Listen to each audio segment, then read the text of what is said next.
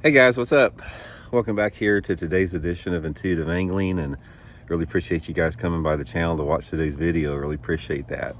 You guys, today I want to give you a wrap up of the season that I had, my tournament season. I just finished up with my last tournament this weekend at Lake of the Ozarks for the Toyota Series tournament. I'm sort of going to go over how my year went, where I finished up in the standings for the Toyota Series and for the BFL's Phoenix Bass Fishing League, and sort of give you an overview of the season and what my plans are for the championships coming up in October and November.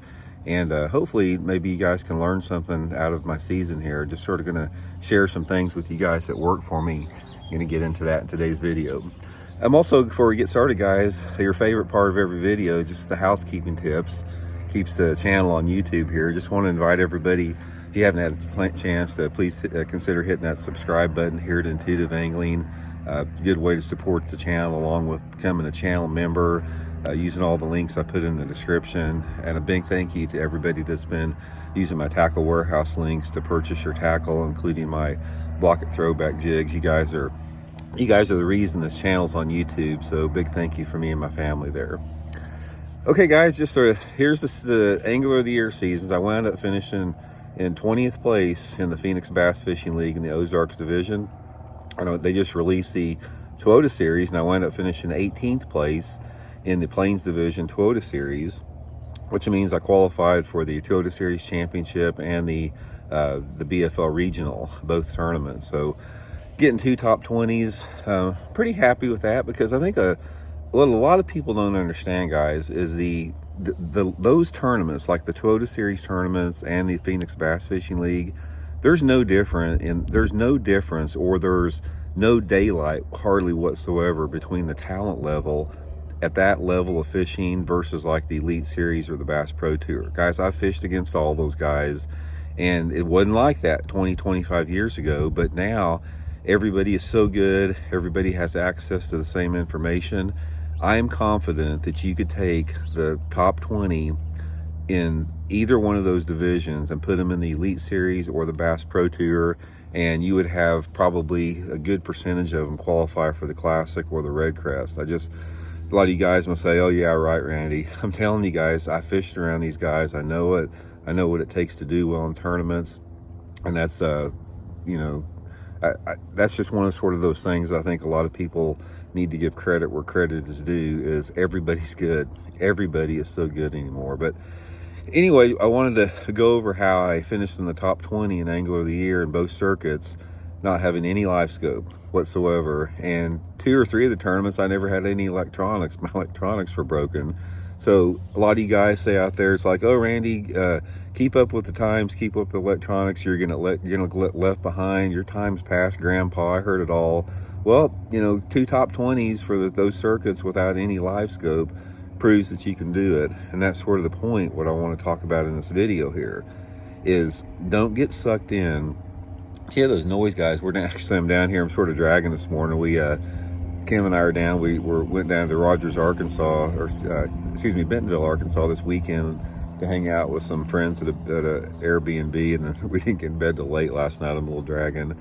But anyway, the point is guys, don't get sucked in to thinking you have to embrace this technology, because you don't. That you do not have to do it. Now, is your ability to win tournaments going to be affected, and your ability to finish really high in tournaments like the top 5, top 10 going to be affected? Absolutely. There's no doubt whatsoever, because it's been proven, and it's proven over and over again, that if you do not win using forward-facing sonar, it is an exception to the rule. It happens occasionally, but not very often. I mean, very, very rarely. So, yeah, the world has been changed in the aspect that, in order to win tournaments or dominate tournaments on that level, you have to use the cheater box. But you do not have to use the cheater box if you just want to go out there, compete, and be successful.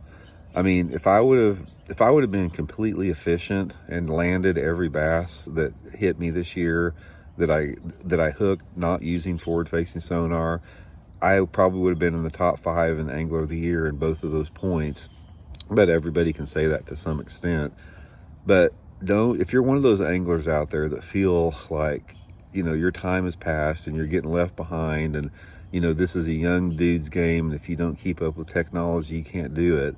That's a bunch of BS, guys. You can compete and you can qualify for championships just like I did by real bass fishing. You don't have to get sucked down the dark road of forward-facing sonar. It's not necessary. And how you do that is you have to have an understanding, and you have to develop an intimate awareness of bass movement, seasonal patterns, the moods and personalities of bass, things that trigger a bass strike from you know, whether it be a slow moving bait or a reaction baits. You have to understand casting angles, you have to understand boat positioning, and that's why I have so many videos out on my channel, is because bass fishing, when it's done right, and when it's done with integrity and honesty, and when you honor the time-honed tradition of real bass fishing, it is an art form that takes decades to learn, that you never master. You never master bass fishing. I don't care how good you are. So don't feel like you have to be one of those guys that slap down $50,000 and have 6 electronic units on your boat and have nothing but fuzzy dice and forward-facing sonar minnows and wear a flat brim hat in order to compete in tournaments, because you don't. I would encourage everybody out there, if you want to get back to the roots and you want to really start enjoying your bass fishing again, start getting good with jig fishing, start getting good with spinnerbait fishing, get good with chatterbait fishing, get good with every type of crankbait fishing, start throwing a floating worm, start throwing a wacky rig, start throwing a glide bait.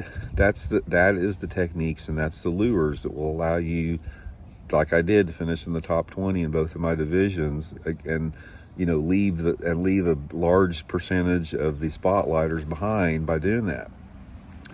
But just wanted to share that with you guys, a few thoughts on that. I, you know, really appreciate you guys tuning in. I appreciate all the support from the anglers out there that are on the right side of history with this, and like to see people do well, not using the cheater box. And if you're one of those people that are either apathetic to it or have been sucked down into that rabbit hole of spotlighting for bass, you don't have to.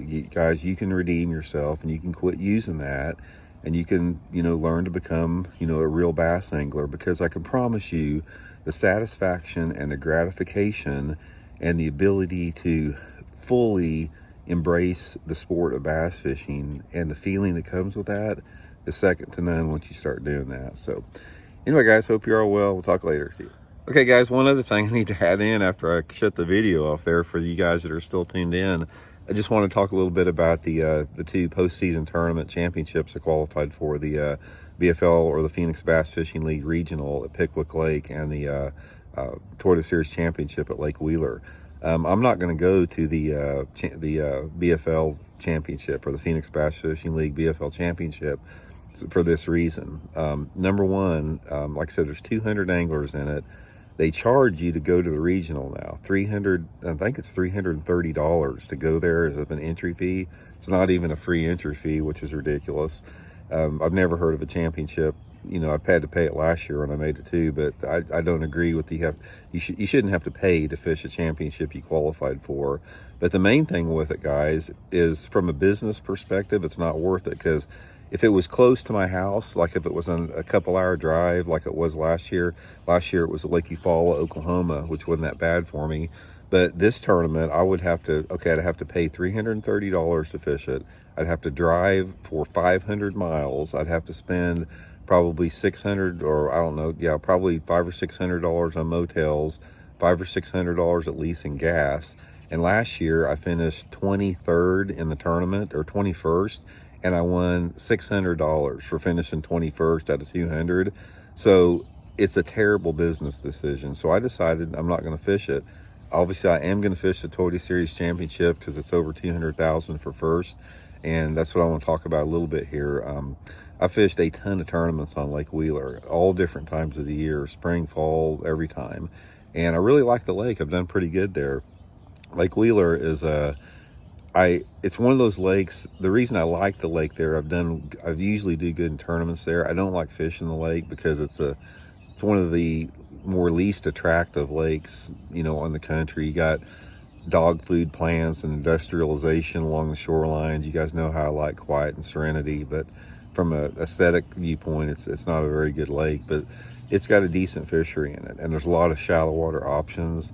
I do think that the Lake Wheeler tournament is one tournament that may not get one spotlighting, so I'm really looking forward to that. And I got 2 or 3 areas there that seem to produce all the time, so I'm really looking forward to that tournament. But that tournament is the first week in November, and I'll obviously keep you guys updated on that. That'll be my last tournament of the year, and I will be in my new Vexus boat. I won't be in my buddy's 1985 model. I'm going to do another video on that, guys, because I got a lot of heat over using my buddy's boat for no reason at all, but I'm going to do a video on that, sort of explain to you guys what went on there. So anyway, guys, thanks for tuning in again. We'll talk later.